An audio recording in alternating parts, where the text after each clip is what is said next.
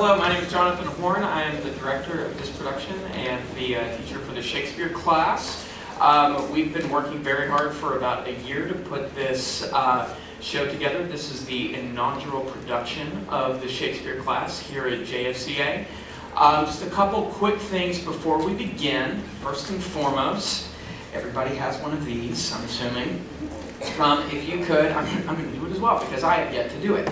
If you could go ahead and take those out and set those to silent operation, or better yet, just turn them off. Or if you've already done that, just please go ahead and double check because it doesn't hurt.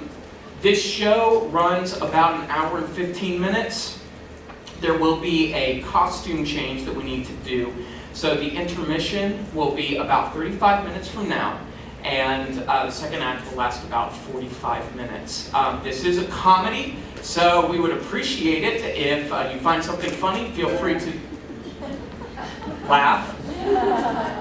And I believe my time is up. So ladies and gentlemen, we are proud to present William Shakespeare's Twelfth Night.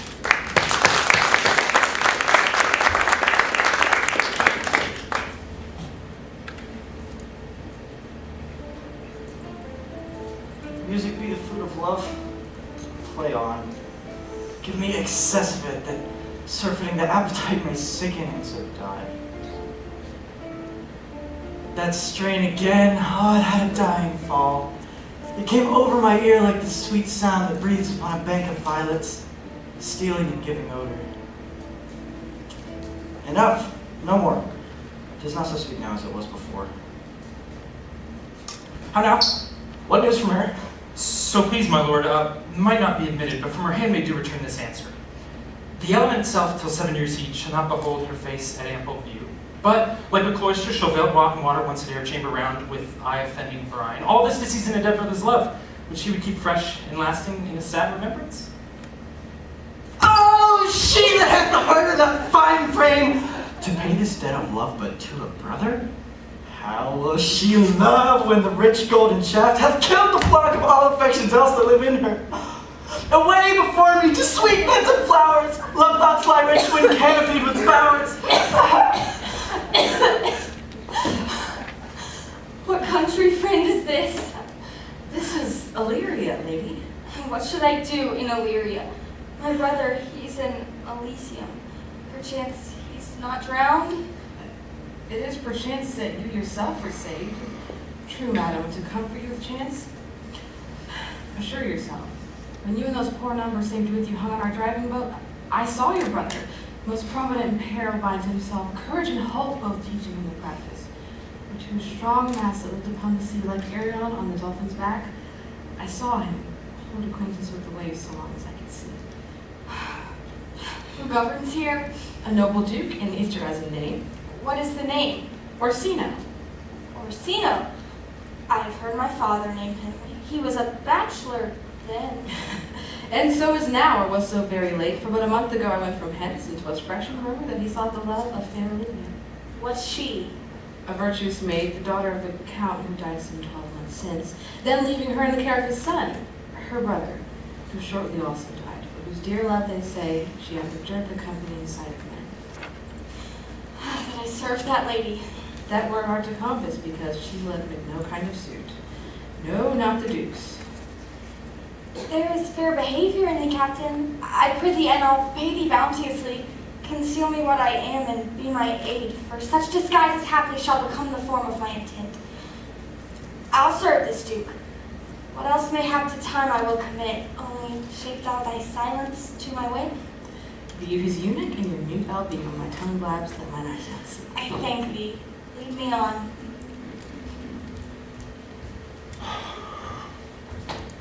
What a plague means my niece to take her brother thus? I am sure cares an enemy to life. Aye, but you must confine yourselves within the modest limits of order. Confine? I'll confine myself no finer than I am. These clothes are fit to eat in, and these boots as well. Not eating or drinking what do you? I heard my lady talk to me yesterday. And of a foolish knight you brought in here to be her wooer? Andrew Aguchi? Aye, he. For besides that, he's a fool and a great quarreler. By this hand, scoundrels and subtractors that say so of him. Sir Toby Belch! How now, Sir Toby Belch! fair shrew. And you too, sir. Accost, Andrew, accost. What's that? My niece's chambermaid. Good Mistress Accost, I desire better acquaintance of you. My name is Mary, sir. Good Mistress Mary Accost. Very well, gentlemen. Oh, knight, I see thou lackest a cup of canary. When did I see thee put it down? Never in your life, methinks, unless you see a canary put me down. Sometimes I think I have no more wit than a Christian, or an ordinary man has, but I am a great eater of beef. I believe that does harm to my wit. No question. Faith, I'll home tomorrow, Sir Toby. Your niece will not be seen, and if it is, 'tis 10 to 1 she'll not be seen with me. The Count here hard by woos her. Shall not know the Count.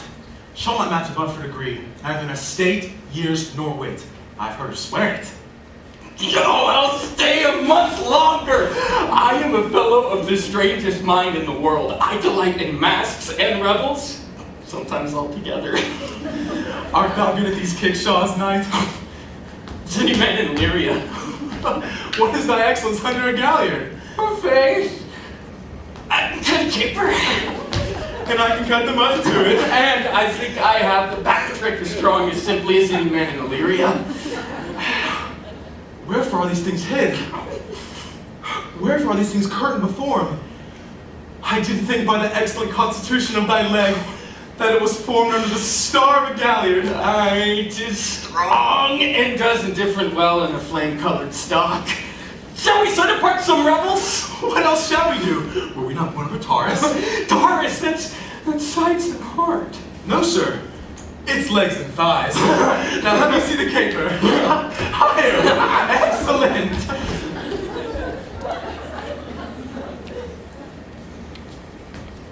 Who saw Cesario? Oh, On your attendance, my lord. Here. stand you a while aloof, Cesario. Thou knowest no less but all. I have unclasped to thee the book, even of my secret soul. Therefore, good youth, address thy gate unto her.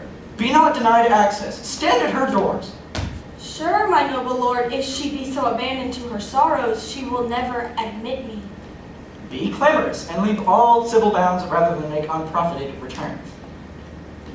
Say I do speak with her, my lord, what then? Oh, then unfold the passion of my love. It shall become the road that act my woes. I think not so, my lord. Dear lad, believe it, for they shall yet belie thy happy years that say thou art a man.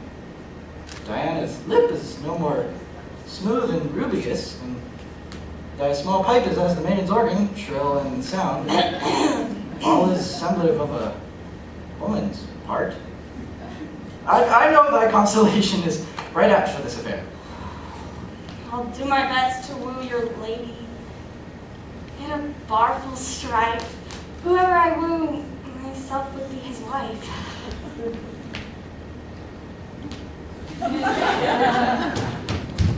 Nay! Ugh. Either tell me your husband, or I will not open my lips so wide as a bristle. May I turn away thy excuse. My lady will hang me for thy absence. Let her hang me. He that is well hanged in this world needs to fear no colors. Make that good. You shall see none to fear. A good Linton answer. Well, God give them wisdom that have it, and those that are fools, let them use their talents. Yet you will be hanged for being so long absent, or to be turned away. Is that not as good as a hanging to you? Many a good hanging prevents a bad marriage. Peace, you rogue, no more of that. Here comes my lady. Make your excuse wisely. You were best. Wait, and it be thy will, put me into good fooling. God bless thee, lady. Take the fool away. Did you not hear, fellows? Take away the lady. Go to. You're a dry fool. Besides, I'll have no more of you. You grow dishonest. 2 faults, Madonna, then drink, and good counsel will amend. Forgive the dry fool drink, then is the fool not dry. Bid the dishonest man mend himself. He is no longer dishonest. Anything that's mended is but patched.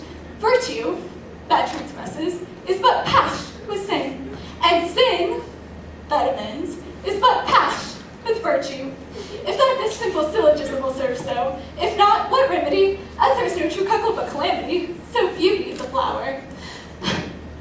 say take away the fool, therefore I say again, take her away. Sir, I bade them take you away. Good Madonna, give me leave to prove you a fool. Can you do it? Dexterously, good Madonna. Make your proof. I must catechize you for it. Good my mouse of virtue, answer me. For want of other idleness, I'll bid your proof. Good Madonna, why mournest thou? Good fool, for my brother's death. I think his soul is in hell, Madonna. I know, his soul is in heaven, fool! Then the more fool, to mourn for your brother's soul being in heaven. Take away the fool, gentlemen. What think you of this fool, Malvolio? Doth he not bend? Yes, and shall do so till the pangs of death shake him. Infirmity that decays the wise doth ever make the better fool. Oh, God send you, sir, a speedy infirmity, for the better increasing your folly. How say you to that, Malvolio? I marvel your ladyship's takes delight in such a barren rascal. I saw him put down the other day by an ordinary fool with no more brains than a stone. Look you now, he's out of his guard already. Unless you left him minister occasion to him, he's gagged. Aw, you are sick of self-love, Malvolio. There's no slander in the loud fool, though he do nothing but rail. Now, Mercury, endue thee with leasing, for thou speakest well of fools. Madam, there is at the gate a young gentleman, much desires to speak with you. From the Count Orsino, is it? I know not, madam, but 'tis a very young man and well attended. Who of my people hold him in delay? Sir, Toby, madam, your kinsman. Go you, Malvolio. If it be suit from the Count, I am sick or not at home, what you will to dismiss it. Now you see, sir, how your fool only grows old, and people dislike it. Thou hast spoke for us, Madonna, as if thy eldest son should be a fool, whose skull Jove crammed with brains, for here he comes, one of thy kin has a most weak pia mater. What is he at the gate, cousin? A gentleman. Aye, what gentleman? How now, son? Sir Toby! Cousin, have you come so early by this lethargy? Lechery? I defy lechery. There's one at the gate. Aye, Mary, what is he? Let him meet the devil, and he will. Oh, I care not. Give me faith, I say. That's all one. Madam, yon young fellow swears he'll speak with you. I told him you were sick. He takes on him to understand so much, and therefore comes to speak with you. I told him you were asleep. He seems to have a foreknowledge of that, too, and therefore comes to speak with you. What is to be said to him, lady? He's fortified against any denial. Tell him he shall not speak with me. Has been told so, and he says he'll stand at your door like a sheriff's post and be the supporter to a bench, but he'll speak with you. How old is he? Not yet old enough for a man, nor young enough for a boy. He's very well favored, and he speaks rather shrewishly. One would think his mother's milk were scarce out of him. Let him approach. Call in my gentlewoman. Gentlewoman, my lady calls. Come, giving my avail, come throw it over my face. Once more here of Orsino's embassy. The honorable lady of the house. Which is she? Speak to me, I shall answer for her, your will. Most radiant, exquisite, and unmatchable beauty, I pray you tell me if this be the lady of the house, for I never saw her. Whence came you, sir? I can say little more than I have studied, and that question's out of my part, gracious, gentle one. Tell me if you be the lady of the house, that I may proceed in my speech. Are you a comedian? No, my profound heart, and by the very fangs of malice, I swear, I am not that I play. Are you the lady of the house? If I do not usurp myself, I am. Most certain, if you are she, you do usurp yourself. Sure, you have some hideous match liver when the courtesy of it is so fearful. Speak your office. It alone concerns your ear. I bring no overture of war, no taxation of homage. I hold the olive in my hand. My words are as full of peace as matter. Give us the place alone. We'll hear this divinity. Now, sir, what is your text? Most sweet lady. Uncomfortable doctrine, much may be said of it. Where lies your text? In Orsino's bosom. In his bosom. What chapter of his bosom? To answer by the method, in the first of his heart. Oh, I have read it. It is heresy. Have you no more to say? Good madam, let me see your face. Have you any commission from your lord to negotiate with my face? You are now out of your text. But we will draw the curtain and show you the picture. Look you, sir. Such a one I was this present. I see what you are. You are too proud. But if you were the devil, you are fair. My lord and master loves you. Why, such love could be but recompense, though you were crowned the nonpareil of beauty. How does he love me? With adorations, with fertile tears, with groans that thunder love, with sighs of fire. Your lord does know my mind. I cannot love him. He might have took his answer long ago. If I could love you in my master's flame with such a suffering, such a deadly life, in your denial, I would find no sense. I would not understand it. Why? What would you? Make me a willow cabin at your gate, and call upon my soul within the house. Write loyal cantons of contemned love, and sing them loud, even in the dead of night. Halloo your name to the reverberate hills, and make the babbling gossip of the air cry out, Orsino, Olivia! You should not rest between the elements of air and earth, but you should pity me. You might do much. What is your heritage? Above my fortunes, yet my estate as well. I am a gentleman. Get you to your lord. I cannot love him. Unless you come to me again to tell me how he takes it. I thank you for your pains. Spend as for me. I am no feed post lady, keep your purse. My master, not myself, lacks recompense. Farewell, fair cruelty. What is your parentage? Above my fortunes, yet my estate as well. I am a gentleman. I'll be sworn thou art. Thy tongue, face, actions, lips, and spirit to give thee fine full blazon. Oh, not too fast. Soft. What ho, Malvolio? Here, madam. At your service. Run after that peevish messenger, the county's man. He left his ring behind him. Would I or not tell him I desire not to flatter with his lord?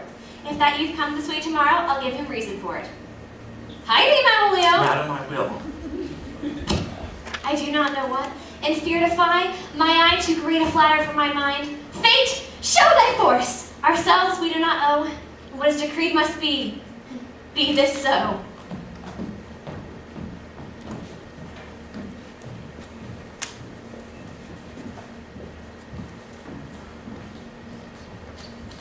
Will you stay no longer? Nor will you not that I go with you? By your patience, no. My stars shine darkly over me. Therefore, I shall crave your leave. I may bear my evils alone. Let me know of you whither you are bound. Sooth, sir. My determinate voyage is mere extravagancy. But I perceive in you so excellent a touch of modesty, you'll not extort me from what I'm willing to keep in. You must know me then, Antonia. I am Sebstian, which I called Rodrigo. And my father is that Sebstian of Massaline, whom I know you've heard of. He left behind him myself and a sister, both born in an hour, and if the heavens had been pleased, would we had so ended. But you altered that. For some hour before you took me from the breach of the sea was my sister drowned. Alas the day.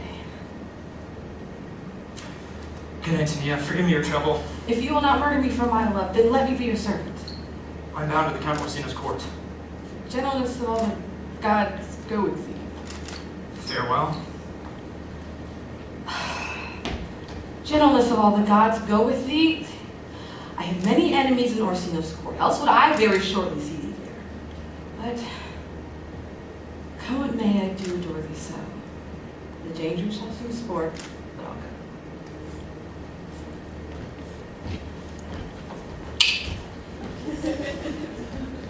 Were you not even now with the Countess Olivia?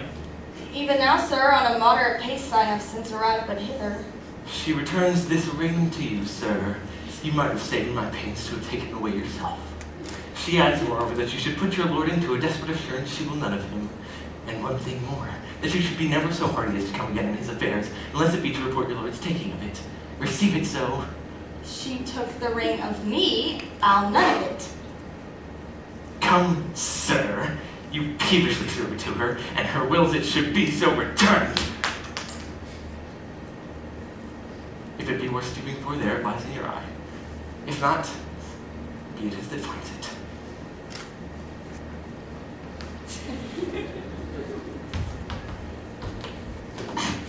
I left no ring with her. What means this lady? Fortune forbid my outsides have not charmed her. She made good view of me, indeed so much so that sure me thought her eyes had lost her tongue, for she did speak and starts distractedly. She loves me. Sure, the cunning of her passion invites me in this churlish messenger. None of my lord's ring. Why, he sent her none. Oh, I am the man. If it be so as 'tis. Poor lady, if she were better love a dream. Disguise, I see thou art in wickedness, wherein the pregnant enemy does much. Alas, it is our frailty that is the cause, not we, for such as we are made of, such we be. But how will this fadge? My master loves her dearly, and I, poor monster, fond as much on him. And she, mistaken, seems to dote on me. What will become of this? Time, thou must untangle this, not I. This too art not for me to untie. Approach, Sir Andrew. Not to be bed after midnight, it's to be up to the times. Oh, here comes the fool of face! Welcome. Let's have a catch. Would you have a love song or a song of good life? A love song, a love song. I care not for good life.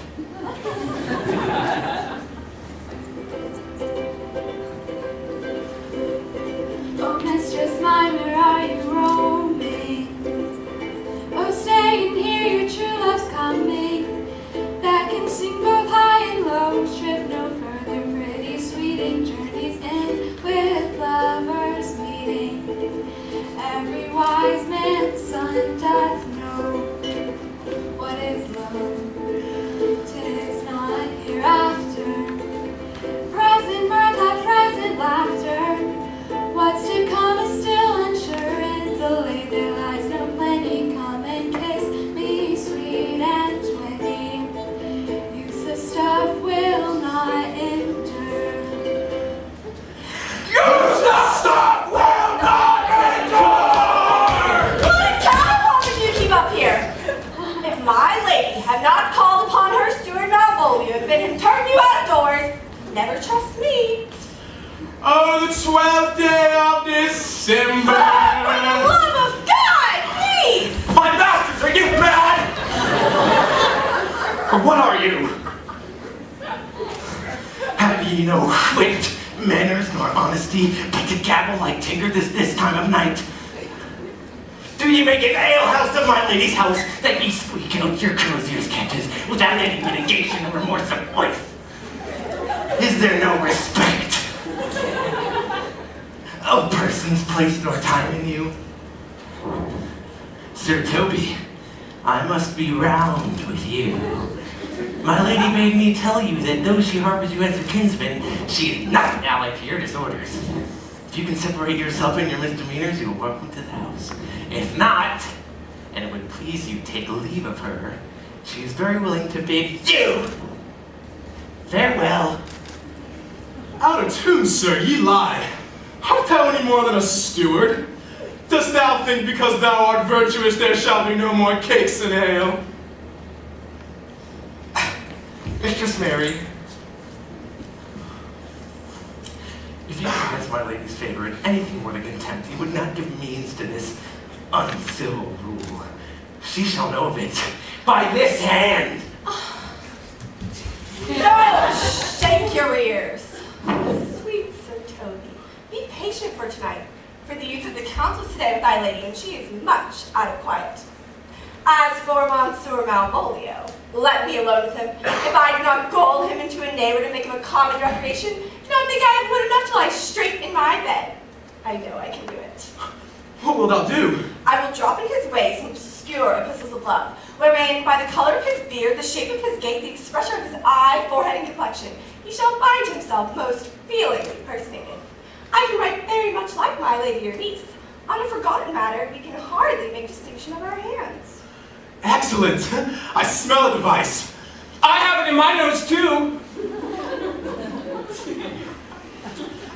He shall think, by the letters that you will drop, that they are from my niece, and that she is in love with him. My purpose is indeed a horse of that color. Oh, 'twill be admirable! For royal, I warrant you. I know my physical work with him. I will plant you two and let the fool make a third where he shall find the letters. Observe his construction of it, for this night to bed, and dream on the event. Farewell. Good night, Cecilia. Before me, she's a good wench. And a beagle, true red. One that adores me, though. What of that? I was adored once too. Come, knight. I'll go burn some satin. 'Tis too late to go to bed now. Come on.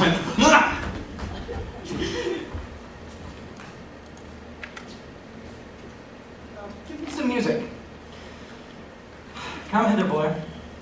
If ever thou shalt love, and the sweet pangs of it, remember me. How dost thou like this tune? It gives a very echo to the seat where love is throned. Thou dost speak masterly. My life, upon young though thou art, thine eye had stayed upon some favor that it loves. Hath it not, boy? A little, by your favor. What kind of woman is it? Of your complexion. She is not worth thee then. What years, in faith? About your years, my lord.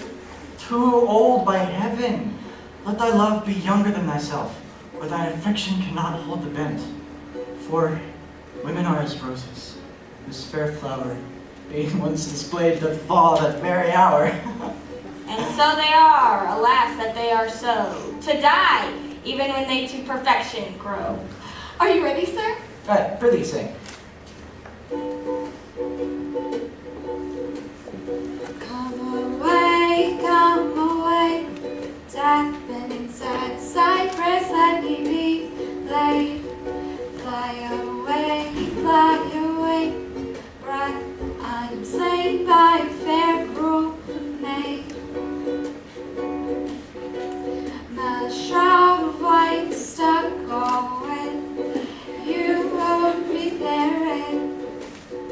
My part of death, no one so true did share it. A flower, not a flower sweet, on my light coffin let there be strown. Not a friend green, my poor corpse where my bones shall be thrown. A thousand sighs to say, lay me aware. Sad true lover never find my grave to weep there. There's for thy pains. No pain, sir. I take pleasure in singing, sir. I'll pay thy pleasure then. Truly, sir. And pleasure will be paid one time. Or another? Give me now leave to leave thee. Now the melancholy God protect thee, for thy mind is a very opal. I would have men of such constancy put to sea, that their business might be everything and their intent everywhere. For that's it, that always makes a good voyage of nothing. Farewell. Once more, Cesario, get thee to yon same sovereign cruelty. Tell her my love, more noble than the world. Tell her I hold as giddily as fortune, but 'tis that very miracle, and queen of gems that nature pranks me, and attracts my soul.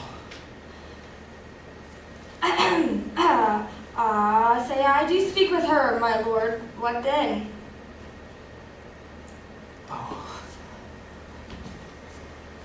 explain to her the greatness of my love. Give her this jewel. Tell her my love can give no place by no delay. Sure, my lord. If she be so answered to this, she'll never admit me. The claimer is in all civil bounds. I told you this before. Wait. Yeah. Go. Go. Do not be denied. Get in and tell her.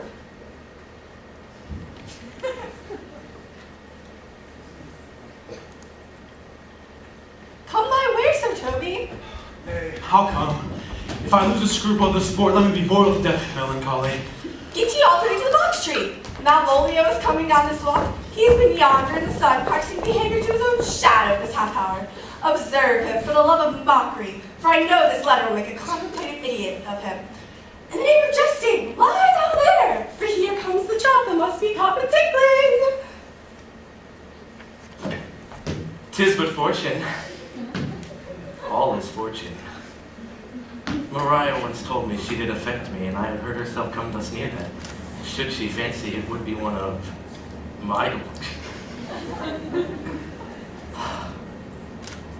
What employment have we here? By my life, this is my lady's hand. To the unknown beloved, this and my good wishes. Her very phrases, 'tis my lady, to whom should this be? Jove knows I love, but who? Lips do not move, no man must know. No man must know. I may command where I adore, but silence like Lucre's knife with bloodless stroke my heart doth gore. M-O-A-I doth sway my life. M-O-A-I doth sway my life. Nay, but first let me see. I may command where I adore. Why, she may command me, I serve her, she is my lady. If I could make that resemble something in me, softly, M-O-A-I, M.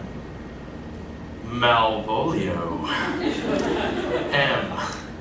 Why, that begins my name. If this fall into thy hands, revolve.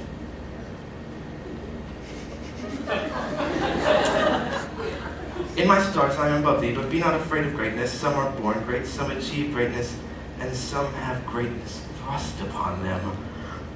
Be opposite with a kinsman, surly with servants. Let thy tongue taint arguments of state. Put thyself into the trick of singularity. She thus advises thee, decides for thee. Remember who commanded thy yellow stockings, and wish to see thee ever cross-gartered? I say remember, go to thou art made if thou desirest to be so, the fortunate and unhappy. Daylight and champagne discovers not more. This is open. I will be proud. I will read politic authors. She did command my yellow stockings of late. I thank my stars I am happy. Here's yet a postscript. Thou canst not choose but know who I am. If thou entertainest my love, let it appear in thy smiling. Thy smiles become thee well, therefore in my presence still smile. Dear my sweet, I prithee. Jove, I thank thee, I will smile. I will do everything that thou wilt have me.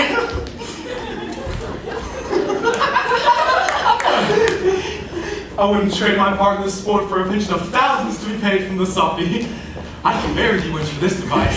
So can I too. Nay. Let's say true. Does it work upon him? Oh, like aqua vitae with a midwife.